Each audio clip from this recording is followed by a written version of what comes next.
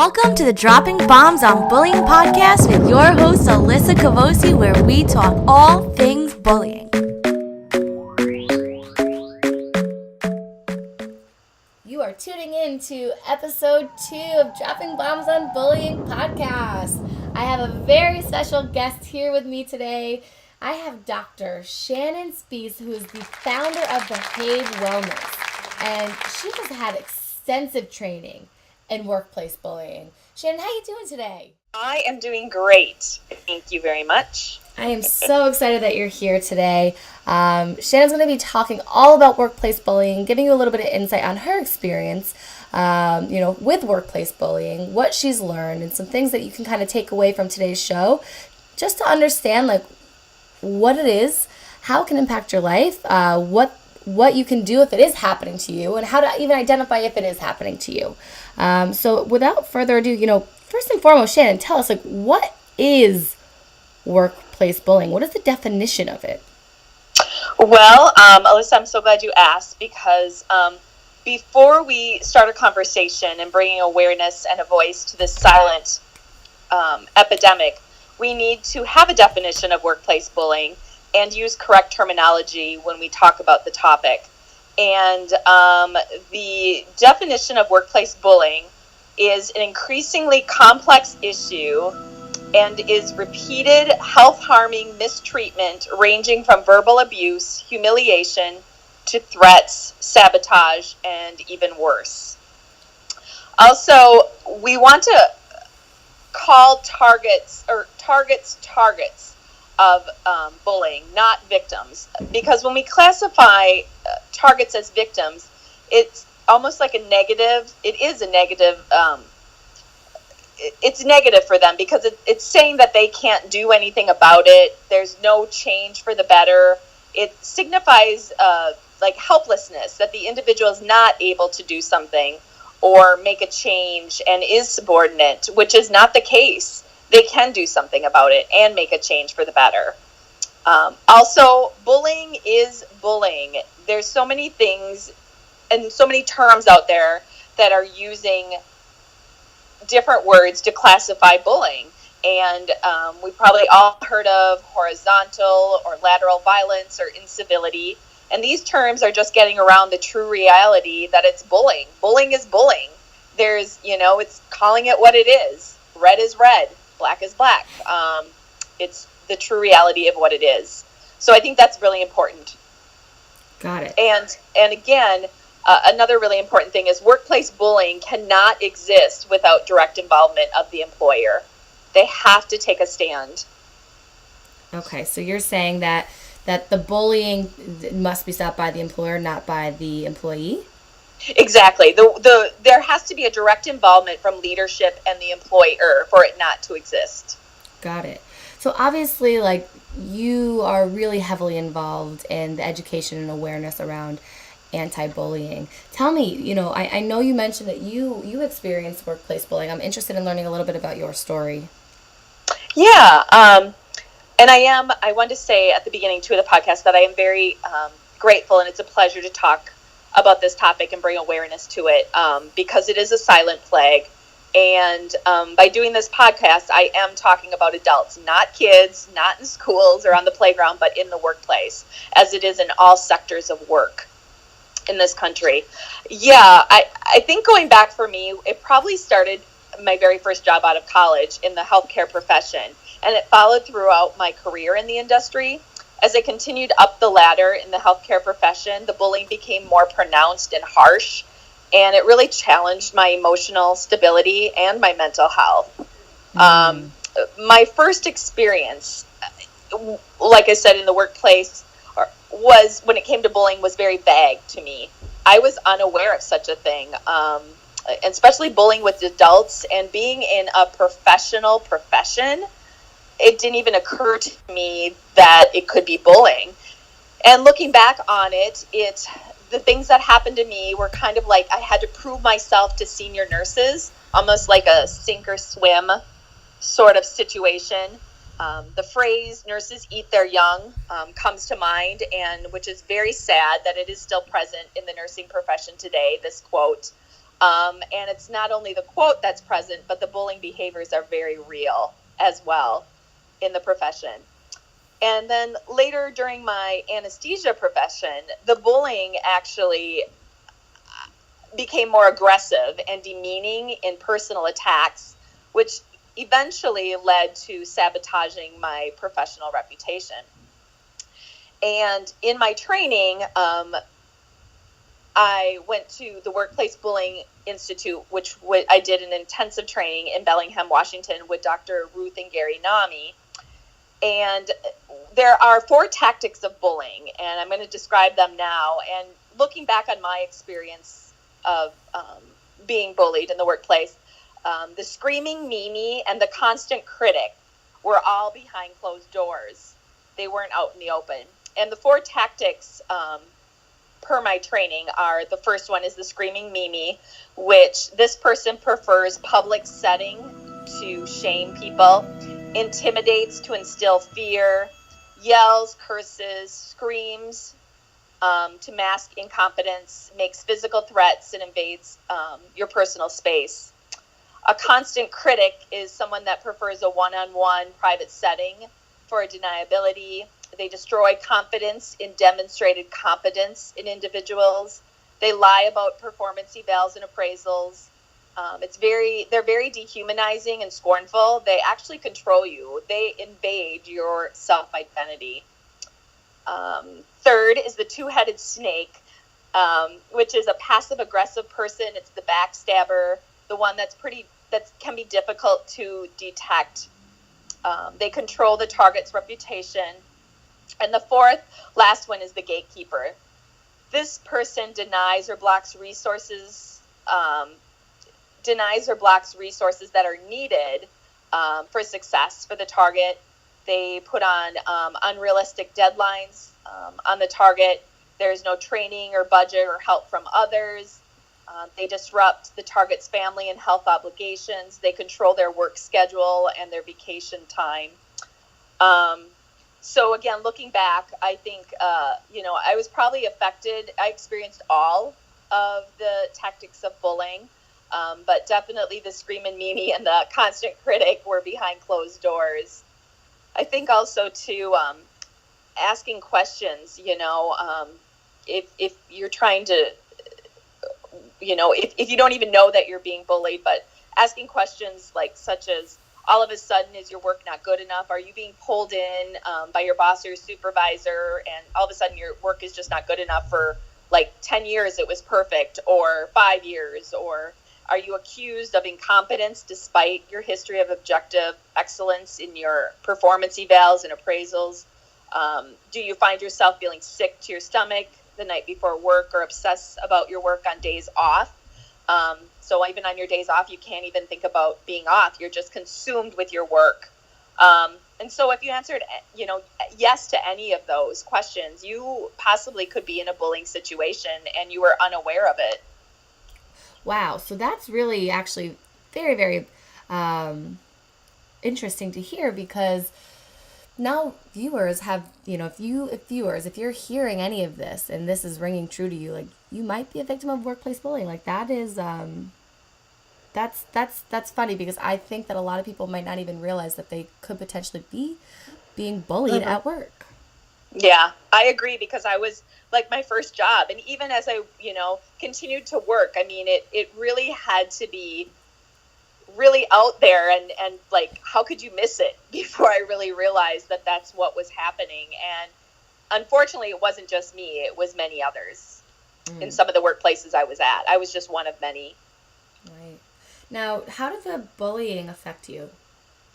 The bullying brought about self-blame, leading to self-shame, which can be very dangerous, because I looked at the situation and culture as I did not look at the situation or the culture as the mistake, but I looked at me like I am the mistake. So you can see how that's very dangerous. I fell into a vicious cycle that was headed towards self-destruction. My self-esteem and confidence in my work was down, and self-love were all affected from the bullying behaviors. I even had, looking back, which I thought I just slept on my neck wrong, but I had the physical stress throughout my body. I remember one morning, particularly waking up to go to work, and I could not even move my neck. I have never experienced that in my entire life. It was so, like, I couldn't move my neck. And I had no idea that that was a side effect from all the stress that I was dealing with of the workplace bullying. Wow. Yeah. So how did you overcome the bullying? I mean, how did you cope? Well, for starters, I left the toxic environment. And we'll talk about that later on in the podcast. But I also opened up and talked with my family and a few friends and colleagues that I trusted. I communicated with a lawyer and a mental health provider, one that didn't specialize in workplace bullying. That was the lawyer and the mental health, and we'll talk about that later on too. But I did get some advice from them, and I also talked to the Workplace Bullying Institute staff. I decided to go out to Bellingham, Washington, and do an intense training course. At that time, I was the only nurse anesthetist to take the training in the spring of 2014. So that helped me heal, but a really big part of my healing too was my journaling, and my yoga and my meditation were a big part of personal healing from within.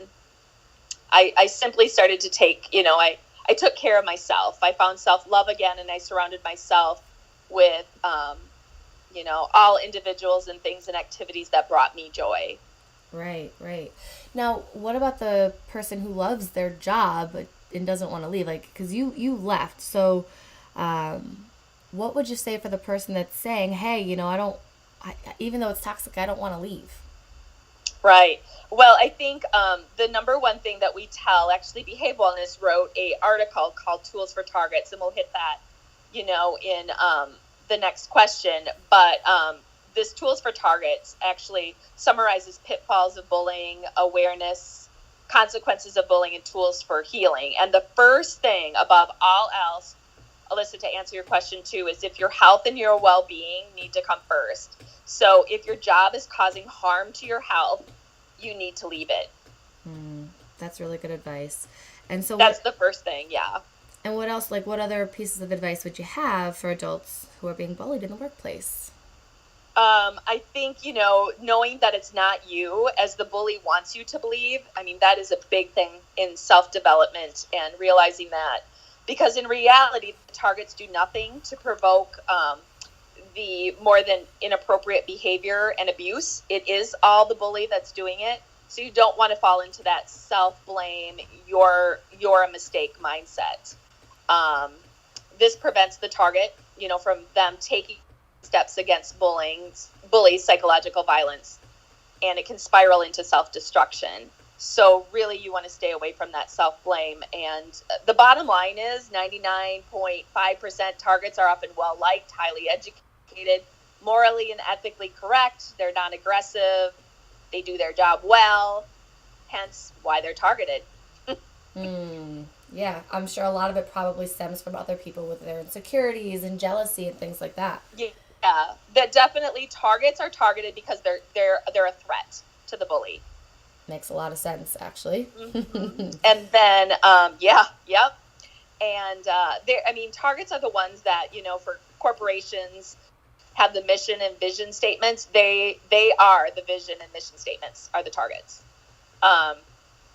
So they are, they're great employees. Third, another thing you want targets to do is to be documenting everything that is happening to them. Journaling all the stuff that's happening to them at work, obtaining possibly other coworkers' experiences if they can. Because, if it's the same person bullying, it's usually other people they go after too at times, and other people have had experiences with this bully. Possibly trying to find outside experts, such as the therapists and attorneys, the mental health providers that specialize in workplace bullying or employment law. And then consulting companies such as Behave Wellness, founded along with my colleagues Gina Chaploma and Nick Angeles.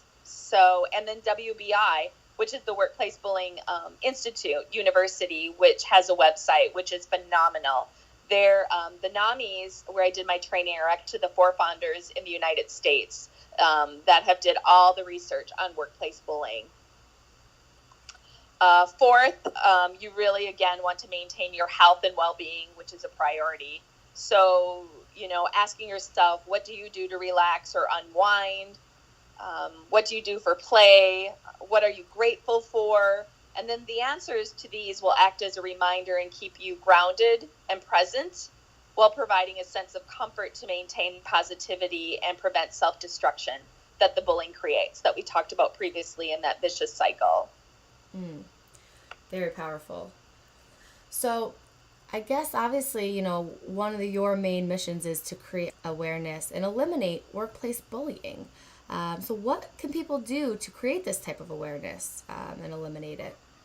Yeah, that, Alyssa, like right now, just doing this podcast, talking about it, being open, having, conversations about it, bringing attention to it, because there is power in numbers. We can make a difference. Also, there's probably many or very few that are aware that there is a law out there called the Healthy Workplace Bill, the HWB, that is supporting trying to get state laws up to prevent employees having to go through this violence at work and bullying. Stats show that 53.5 million people are affected in the U.S., so that's 35% of our workforce have gone through this bullying. You can go to the website and support the bill and bring a voice behind it, bring more voices behind it. And it's workplacebullying.org, and you can read more about that healthy workplace bill. Because once we get a law into effect, it's like, the sexual harassment, the age, race, sex, and all that, you're not seeing that in organizations because there's a law, right? Definitely. Right. So this is a law that would support non-bullying behaviors. And I think you would see action. So please go there and look into that law and please lend your help to supporting that and passing it. And you'll see all the states that of where they're at with this bill, and it's throughout the country. I'm actually just shocked. I'm shocked at that statistic. 35% of the workforce already dealing with being bullied in the workplace. That I would have never expected it to be that high. Yeah. And then third, when it comes to the business and corporate sector, they really have to incorporate zero tolerance for bullying behaviors. They have to form policies, carry out swift action regarding concerns around bullying behaviors. Elimination occurs through fairness, transparency, and honesty, which are all ideal for most corporate and industrial settings. All leadership needs to be on board. Now, how does one deal with a bully? You don't. End of line. A bully is a bully. So what you need to do is you have to go above the bully, and that's leadership, and hopefully good leadership, because bullies can be in leadership as well, and the higher ups involved. You can also go to the lawyers and the mental health experts as well that deal specifically with workplace bullying. You can deal with the bully when you are emotionally stable yourself. And that means pretty much after the fact, after you've dealt with the situation and been maybe removed from the situation or the workplace. But you have to be emotionally stable yourself to be able to deal with that. And then you have to decide, are you going to fight back? Are you going to fight back against this organization that has protected this bully? And so you have to weigh the pros and the cons, and, you have to look at the cost to your health, the economic losses, because these are corporations that have a lot of money and expensive lawyers, and dealing with defensive employers can take a toll. They're going to call you a fraud or a thief, there's a lot you might be up against versus why you should fight back. And these are, personal questions you have to ask yourself, should you fight back to satisfy your own need for fairness and doing the right thing, or being able to move on with your own personal dignity and reputation intact? Now, talking about getting leadership and higher up involved, what advice would you give what advice do you give to a corporate leader or corporate leaders trying to eliminate bullying from the workplace? I think, and this is what behavioral wellness does in our company, some of what we do. But, you have to act with compassion. You don't want to take the side of whichever party appears to have more value for you and your company, because that isn't fair and it isn't worth it. You have to embrace these situations as a way to honor your employees and create a workplace culture of kindness and respect, which will definitely correlate and affect to increased teamwork, increased productivity, and also profit. Your employees will feel they are not just a number, that they are family, that you truly care for them. And then keeping bullies around is expensive. I think they really need to see the dollar signs. The real costs are unwanted turnover, continuing training new employees, absenteeism due to sick calls and such, lawsuits, complaint settlements, workers' comp, unemployment, disability claims. That all comes with the real costs. The intangible employer costs are, they lose the best and the brightest employees. As we talked about, 99.5% of targets are the ideal employee. They're good people. Sabotage and safety issues, which we'll mention some of the safety issues when it comes to healthcare, when you deal with employees that are bullied in healthcare situations. Resistance, negative PR, public relations, the worst place to work. People talk. And then erosion of integrity and ethical collapse of an industry or corporation can take place. I think the big, again, viewing workplace bullying as harmless or something that stops after high school really denies the incredible productivity costs of bullying. Now, what type of self-development do you recommend to help targets of bullying heal? Alyssa, this is a very individual question, because, we're all individuals, but individual approaches are the best. So I think you have to ask yourself, what helps you heal? And, there can be like holistic measures such as Reiki, yoga, massage, meditation, practicing mindfulness and being present and grounded. Talked about a little bit of that before. Journaling, diet, music, dance, pretty much anything. I mean, some other kind of measures can be spirituality, or just possibly examining the bully themselves and their behaviors, and wanting not to be anything like that person. Right? I mean, it's such an individual answer, but I think a question that can be generalized to everyone is, what helps you heal? Knowing, again, it's not you as the bully wants you to believe. That's the trap they put you in, or they try and convince you that it's you that's the problem, which in reality, again, the targets do nothing. It is all the bullying, and you just got to stay away from that self-blame, that you are a mistake mindset, because that's just dangerous to your mental health. Yeah, it's really limiting. And I feel like, when you are being bullied and it is affecting you emotionally, it's having the courage to take that step to have that self-care. I feel like sometimes people look at self-care as something that weak people do, and that's really not the case. It's actually quite the opposite. It is the opposite. Yeah, I'm a yoga instructor as well, so I'm a big yogi. So it is quite the opposite. Yes. So I always say it takes a lot more courage, Alyssa, to look within than to run. Yeah, for sure. I couldn't agree more. Now, what are important mindsets? I think mindset is so important, and, with bullying, it is so easy to get in our own heads. So, what are important mindsets that increase self-worth and self-love? Because these two things can really be damaged when one is being bullied. Oh, for sure, both, as they were for me. And I think, again, the thing that, this is very individual as well, because what mindset might work for me might not work for you, Alyssa, because we are two different types of people. But the big thing here is doing the emotional work, and being authentic is a must. And that is something that can be generalized to many.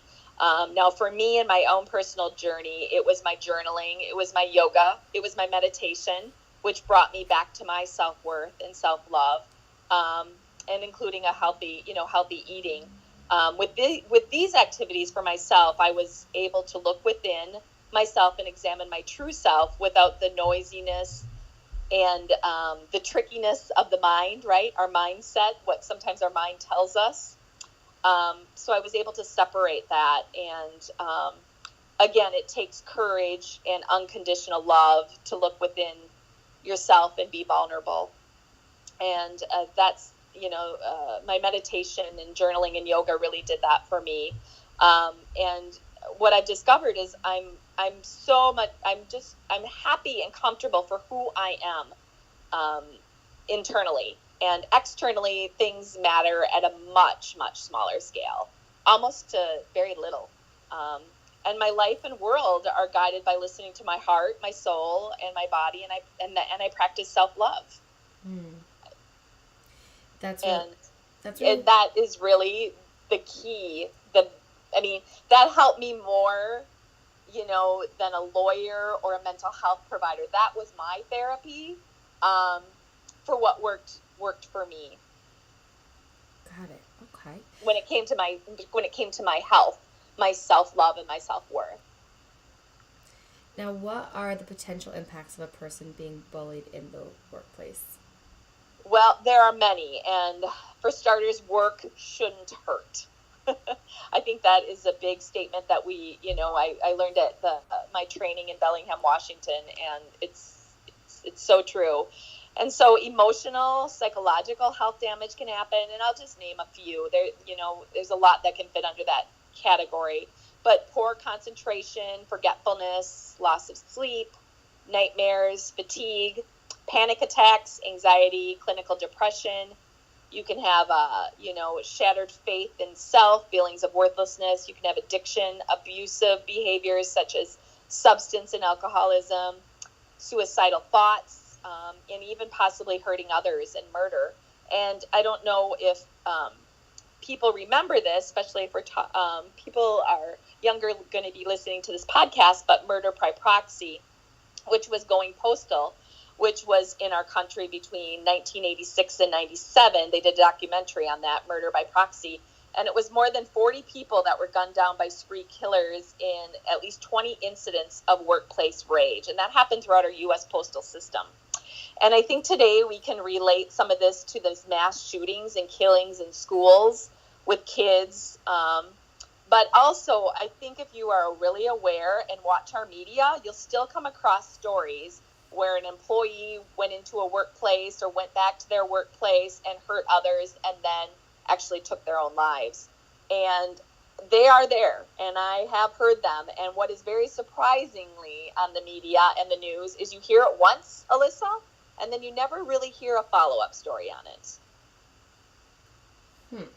So I think that's very, interesting. I don't know if that, I'm sure it maybe has something to do with ratings and money, but, you'll hear of somebody going into a past employer and shooting some employees and then taking their life. And all you hear is, well, that past employer must have had some mental health issues. Well, I think you have to look at all the sides of the story, right? Why was that employer pushed to, or why is that employee pushed to even go that far? What happened? Yeah, I mean, no one's going in and doing something like that with absolutely no reason, is my guess, right? Right. To assume. So is this their final, their final answer to whatever they were experiencing? I have found in my experience there are many people calling out silently for help that are under some kind of bullying that put up with it. Man, that is actually very alarming and very scary to think about. It makes me want to just nudge some of the workplace bullies out there and be like, hey, you might want to reconsider what you're doing. I know and then you always hear you just need to have thick skin.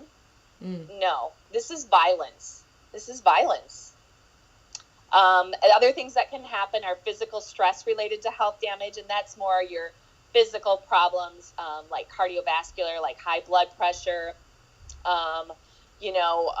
heart issues, heart attack, reduced immunity for sickness and infection, migraines, stress headaches, the stiff neck that I talked to you about, indigestion problems such as irritable bowel syndrome can be caused from this repetitive violence and harassment of bullying, hair loss, diabetes mellitus, and actually this is very, very neat stuff.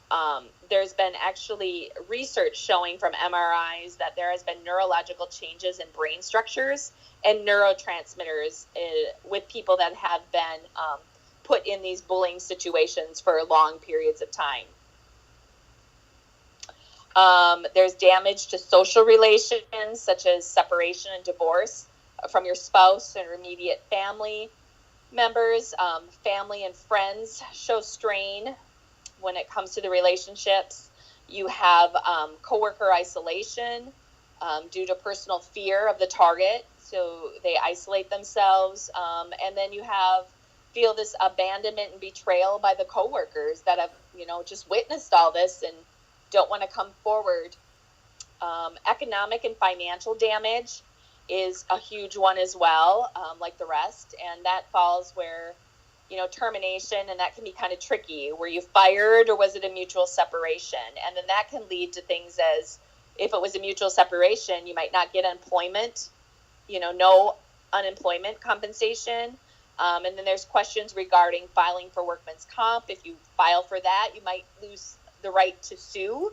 And big corporations and industries are really good at this. They're ahead of this game. They have their expensive lawyers, and they're good at fighting these cases because they do a lot of them. Bottom line, time off from work, medical leave, you're going to use that. PTO accounts and sick leave become scarce because you have to dip into that. Short and long-term disability runs out. Then you go to unemployment, and none of those are equivalent to your paycheck. The cost or the what you get from those funds are a lot less than what you were getting when you were getting paid by your employer. Personal savings accounts, retirement funds run dry because you have to dip into those. Creditors contact you. That's where the mortgage lenders come into play. And then all funds run out. And then you can lose your home, car, and file for bankruptcy. Those are some heavy impacts. Yeah, it is, isn't it? So the next time, someone says you just need to have thick skin, I think, yeah. It goes a little really deeper than that. Think about that, yeah. And, I wanted to, because I do work in the healthcare profession, that, so when you look at all these health-harming impacts of bullying in the workplace and what they can have on an individual, you can probably see directly how that can relate to safety issues regarding patients that come into the healthcare industry and that are being taken care of by professionals that might be bullied. And I'm not sure, I know a lot of the healthcare professions, or it's very prevalent in the healthcare profession of JACO. And what JACO is, it's a Joint Commission on Accreditation of Healthcare Organizations. And it's a United States-based nonprofit, tax-exempt organization that actually credits more than 21,000 healthcare organizations and programs in the United States. And you actually have to be accredited for JACO to take Medicare and Medicaid reimbursement. And so in actually 2008, they issued a Sentinel Event Alert, which was in their issue, and they categorized it as behaviors that undermined a culture of safety. And they realized that when you are undermining employee safety, you really have disruptive individuals that threaten the patient safety, which is the very core mission of JACO, right, is to accredit these hospitals and organizations as having everything into place and safety for the patients that come there and the employees that work there. And so what they did is they responded to the safety threat by January 1st, 2009. They did a new leadership standard which addressed the intimidating, disruptive, and inappropriate behaviors that can take place in these hospitals and organizations. And they actually demonstrated that they did research that demonstrated when you have negative interpersonal conduct done by physicians or others, can lead to healthcare errors, preventable adverse patient outcomes, poor patient satisfaction, and increased cost of care, along with increased malpractice risks and turnover among professionals who don't want to deal with the abusive conduct. But the bottom line is there are existing disruptive policies out there in healthcare organizations and hospitals, but they're not effective. And the problem is because of fear of retaliation leads to very much underreporting of what's actually happening out there, and being scared of accusing their employer of negligence, and that's where we're not giving it a voice, because those policies are out there, but they're not effective because it's still happening. So we're not there yet. Well, thanks to very influential people like you, it's getting out there. And on that note, final words, like if there's anything else you want to leave on the table for the viewers to hear, what would that be? I'm so glad you asked, listen, because I have a quote, and this is a doctor that I've always looked up to, Amit Sud, and his quote is, "Dominance may impress, but it is humility that inspires." And I think all targets need to hold that close to their heart, and that's the truth. Beautiful. Absolutely beautiful. Well, Shannon, it has been an absolute pleasure having you on the show today. Very, very inspiring, and just thank you so much for all that you do, and I hope you have a great rest of the day.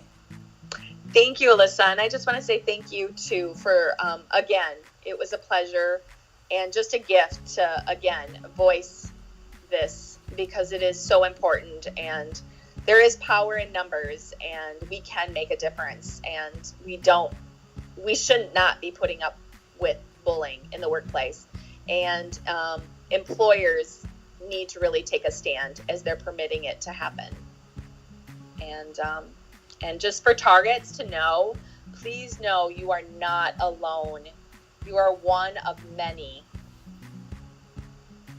Thanks, Alyssa. You're very welcome. Thank you so much.